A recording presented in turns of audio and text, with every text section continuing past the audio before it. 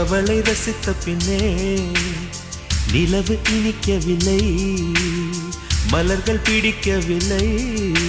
கண்டு கேட்டு உண்டு எட்டு உத்தரையும் ஐம்புலனும் பெண்ணில் இருக்கு, அந்த பெண்ணில் இருக்கு. இந்த பூமி மீது வந்து நானும் பிறந்ததற்கு பொருள் இருக்கு, பொருள் இருக்கு.